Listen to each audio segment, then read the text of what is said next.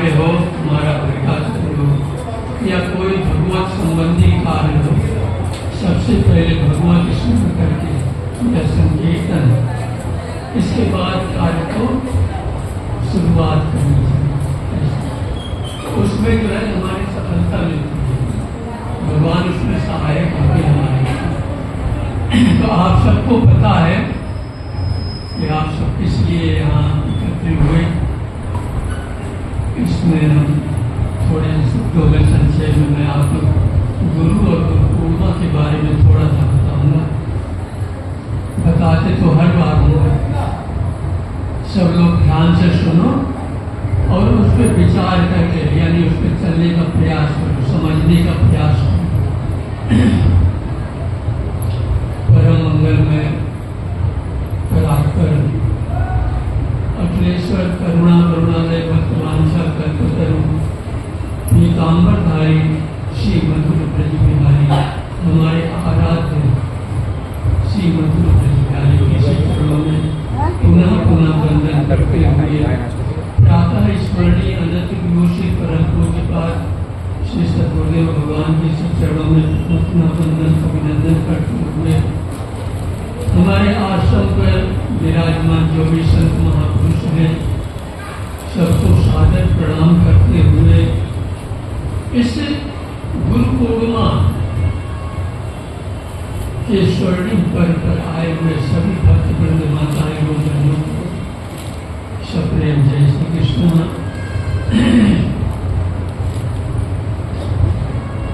आज का दिन बड़ा महत्वशाली दिन है। वैसे देखा जाए साल में एक बार गुरु का दिन, गुरु पूर्णिमा।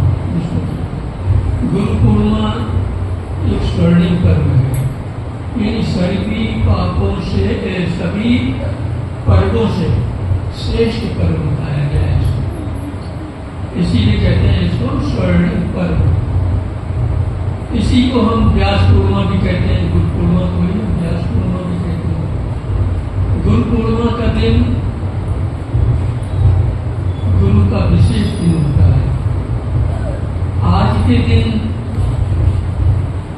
जो भी सौभाग्यशाली भक्त जो है अपने गुरु की के पास जाकर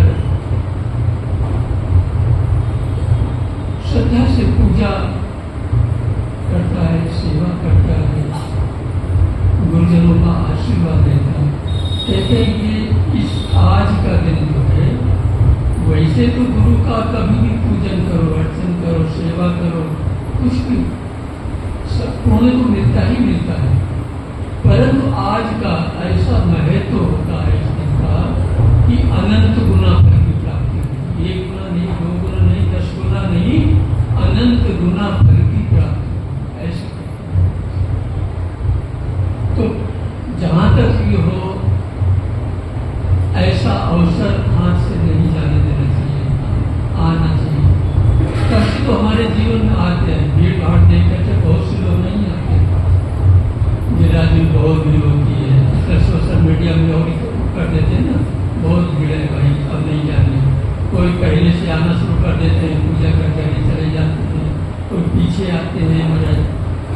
परंतु वो सौभाग्यशाली होते हैं जो पूर्णिमा के अवसर को नहीं छोड़ते, उसका लाभ, पूर्ण लाभ लेते हैं और लेना चाहिए।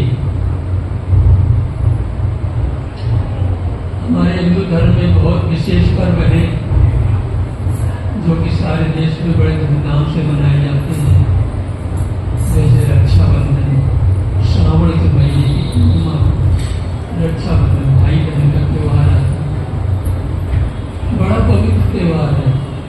बहन अपने भाई का तिलक करती है, राखी बांधती है, मुंह मीठा करवाती है, और भाई जो है बहन को जो भी है श्रद्धा अनुसार, जो भी उसकी यथाशक्ति भेंट देता है, चरण छू के आशीर्वाद देता है, बहन आशीर्वाद देती है। और इसके बाद भाई का भी कर्तव्य है, भाई भी बोलता है कि बहन हम तुम्हारे जीवन भर तुम्हारी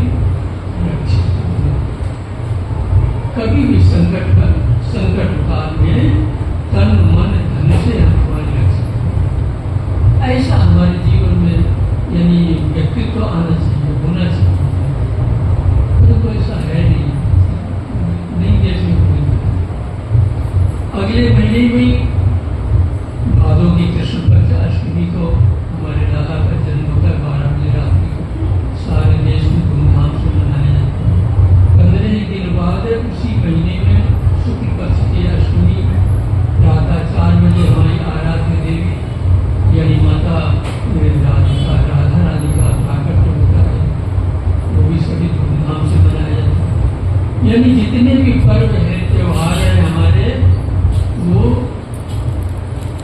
धूमधाम से ही मनाते हैं सब लोग।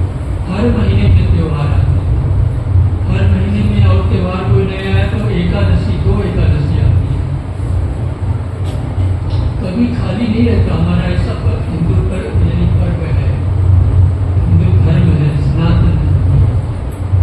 तो कहते हैं इसी तरह से हर महीने में हम पर्वों को मनाते मनाते, यानी आगे बढ़ते हुए ज्येष्ठ में दशमी, जब जिसको गंगा दशहरा होता है, हमारी गंगा का अवतरण होता है, गंगा का प्राकट होता है, उस दिन हम सब लोग गंगा का पूजन करते हैं, गंगा स्नान करते हैं, जो भी कुछ बनता है दान पुण्य करते हैं। इसके बाद अगले महीने में ही, ये आषाढ़ का महीना है, आषाढ़ के महीने पूर्णिमा, तो गुरु पूर्णिमा होती है, आज का दिन। ये बड़ा स्वर्णिम पर्व है, बड़ा महत्व है इसका। तो कहते हैं इसमें कभी भी चूकना नहीं चाहिए, आना चाहिए। देखो हमारे शास्त्रों में गुरु की बड़ी महिमा है। ऐसा कहते हैं कि हम सभी देवी देवताओं की पूजा अर्चना कर लें, सेवा कर लें, फिर भी एक पूजा रह जाती है। वो कौन सी पूजा है? गुरु की पूजा। गुरु की पूजा के बिना कहते कोई पूजा सफल नहीं होती। ठीक है, करते हैं, कर रहे हैं, परंतु वास्तविक जो लाभ हमको मिलना चाहिए वो नहीं मिलता। गुरु की पूजा से सारी पूजाएं सफल हो जाती है। अगर गुरु पूजा करने के बाद हम किसी भी देवी देवता की पूजा करते हैं, उसमें सफलता प्राप्त हो जाती है, देवी देवता प्रसन्न हो जाते हैं, खुश हो जाते हैं।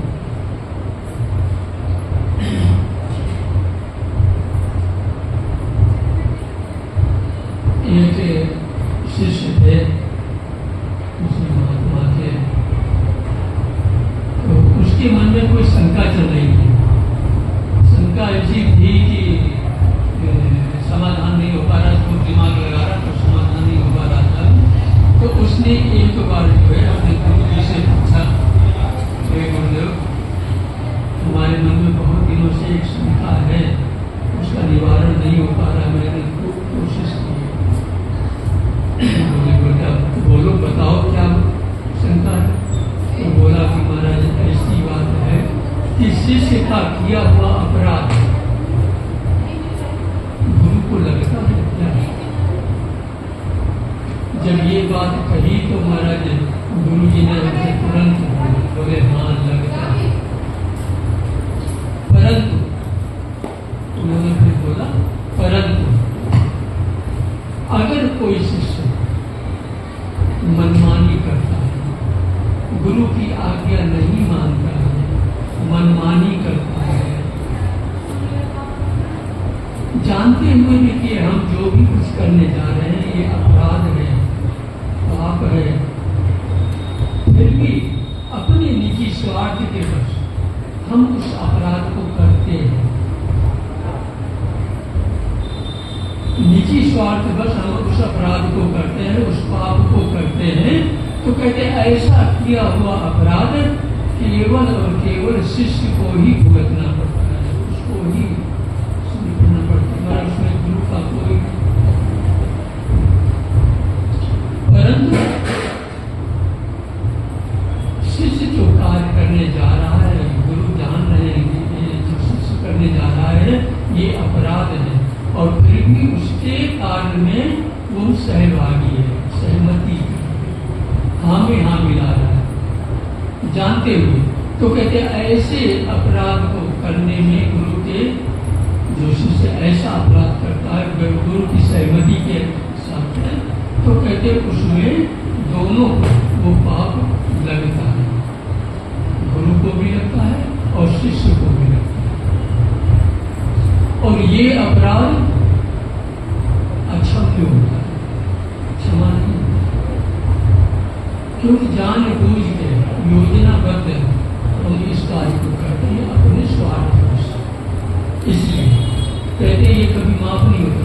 ये कार्य, ये जो पाप है, ये जो अपराध है, कहते ये हमारा प्रारब्ध रूप है, यानी परिवर्तित हो जाता है, प्रारब्ध बन जाता है। हम चाहे कितना भजन करें, गंगा स्नान करें, परिक्रमा लगाएं, रोजाना पूजन करें, भगवान का दर्शन करें, परंतु ये मिटता नहीं हमारे उसको। जाने अनजाने में जो भी पाप बनता है हमारे जीवन में, हम जो भी कुछ करते हैं,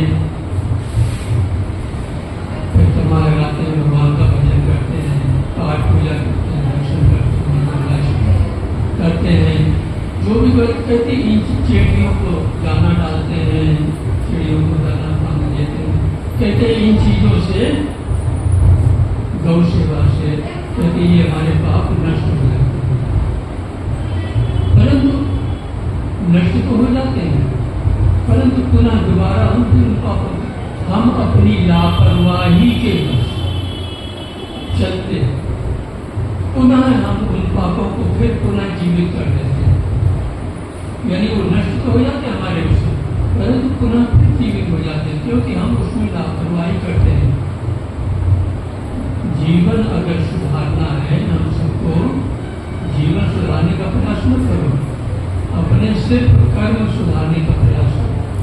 अगर हमने अपने कर्म को सुधार लिया, जीवन हमारा अपने आप सुधर जाएगा।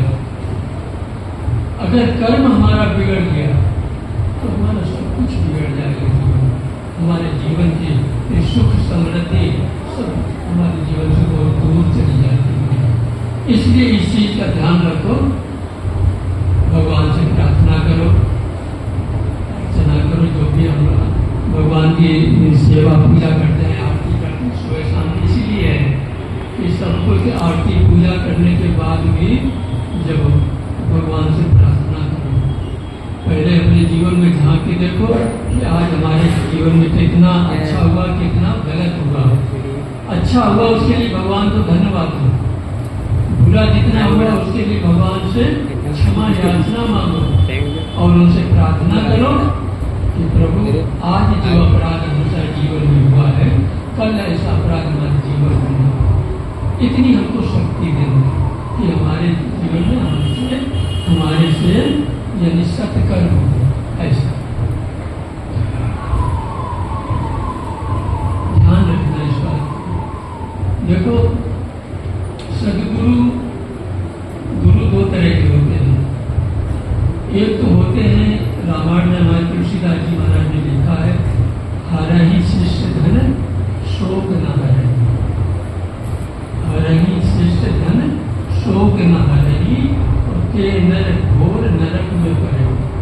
गुरु के बारे में दिया है महाराज, ये नहीं कि भाई कहते हैं हरहि से, जो शिष्य के धन को हरण करने में हमेशा अपनी प्लानिंग बनाते रहते हैं, शिष्य की क्षमता है या नहीं है, परंतु उसको सेवा बताते रहते हैं, तुमको ये करना है तो करना है। शिष्य बेचारा बोल नहीं पाता, क्षमता न होते हुए भी किसी तरह से वो अपने बच्चों का तरफ से कटौती करके उससे भी न पूर्ति हुई, अपने आभूषणों को गिरवी रखे या उधार लेकर या अपना खेत गिरवी रखे महाराज गुरु के वचनों को पूरा करते हैं। शिष्य ने तो अपने वचन को पूरा कर दिया, परंतु वहां गुरु अपराध कर दिया उसको। इससे बचना चाहिए। और एक होते हैं सदगुरु। सदगुरु वो होते हैं, सदगुरु बताते हमारे शास्त्रों में बताते हैं, सदगुरु में दिव्य गुण होते हैं। दिव्य गुण क्या है? शांति चित्त।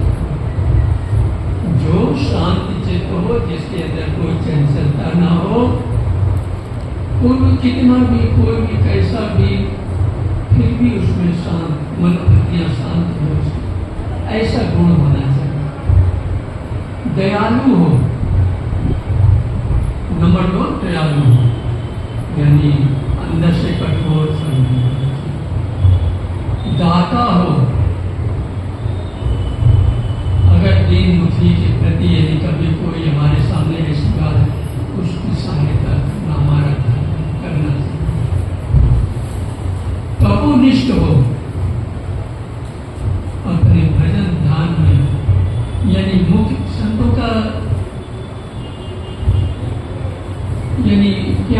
लक्ष्य क्या है? भगवत प्राप्ति, इसके अलावा कुछ नहीं है। ये तो सारा जो पार्श्व बना के हम लोग बैठे हैं, ये प्रपंच है मगर ये मुक्ति का हमको मुक्ति नहीं दे सकता। मुक्ति को हमको हमारा भजन ही देगा, हमारा भगवान को स्मरण, जितना हम भगवान का नाम स्मरण करेंगे, भगवत नाम जप करेंगे, सुमिरन करेंगे, भगवान की शरणागति नीति हमारी होगी, हमारा कल्याण होगा। और पांचवी चीज क्या है? शब्द ब्रह्म से युक्त, अपने यानी शब्द में, अपने वचन में उसके अपने यानी बात का धनी होना चाहिए, बात का हल्का नहीं हो।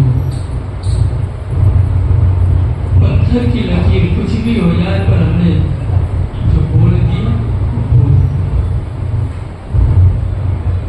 रघुपति रीत सदा चली आई और प्राण जाए पर वचन न जाए।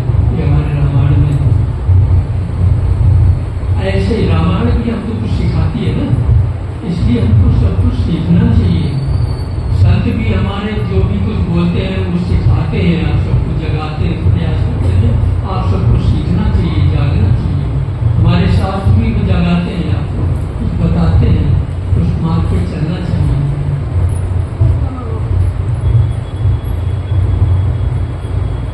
कहते ऐसे गुरु सदगुरु के पास रहना चाहिए जिसके पास ये 5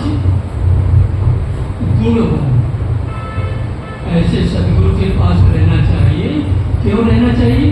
क्योंकि शिष्य के आत्मनिर्माण में गुरु की विशेष भूमिका होती है।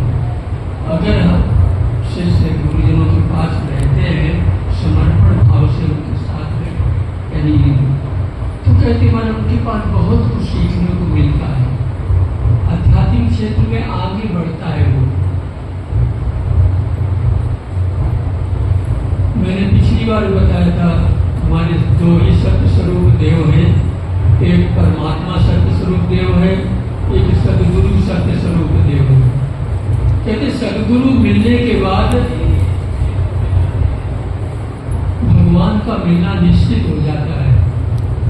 अगर सदगुरु हमारे जीवन में आ गए, सदगुरु हमको मिल गए,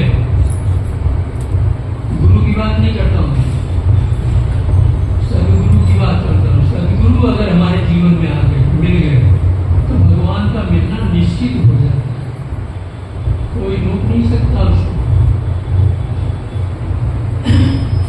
कहते हैं सदगुरु की उपलब्धि यानी हमारे जीवन में हम सब कुछ कर सकते हैं, अपने पुरुषार्थ से कितना भी धन कमा सकते हैं, पद प्रतिष्ठा कर सकते हैं,